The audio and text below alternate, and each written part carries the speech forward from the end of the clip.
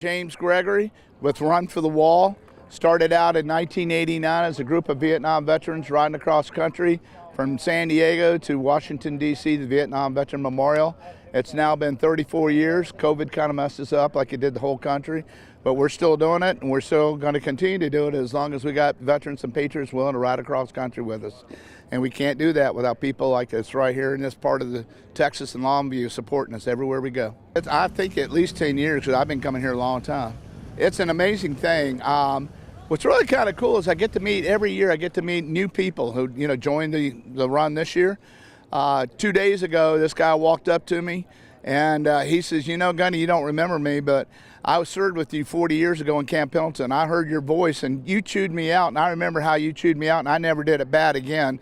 And I couldn't believe he remembered me because of my voice. I was a drill instructor, so I have a tendency to be a little loud and get to say things kind of obnoxious a little bit. Our message has changed a little bit.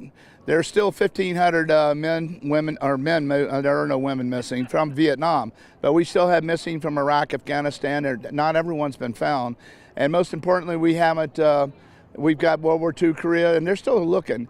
That part of the mission's kind of faded a little bit, but what's now really important are the live veterans that we touch. What we call the 22. We lose 22 veterans a day due to suicide. We got to drop that number. That's just wrong.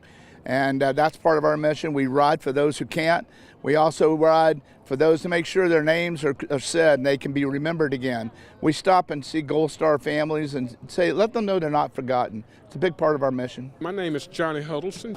This is Sergeant First Class Charles Warren, and I'm riding for him. He lost his life in Iraq on August 3rd, 2005. He was killed by a vehicle-borne IED.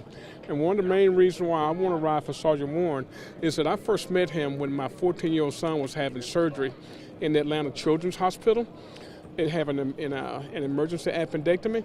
And Sergeant Warren and I found out we was in the same brigade of the Georgia National Guard, the 48th Brigade. And basically we became friends then, and he started explaining to me that his wife was pregnant with their first girl.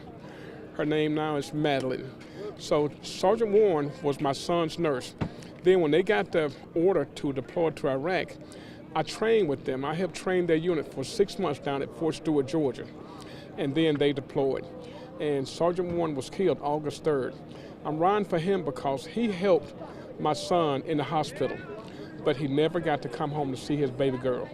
So I'm riding in honor of Sergeant Warren. And yesterday I had the honor and the pleasure of riding the missing man leg for him. And basically once I finish, I'm gonna take his bio to D.C. And from D.C. we're gonna go to Marseilles, Illinois, where his name is on a wall in Marseilles, Illinois. I will find his name and leave this bio under his name. And I plan to bring a couple mementos back to Georgia for his daughter, Madeline, in his honor.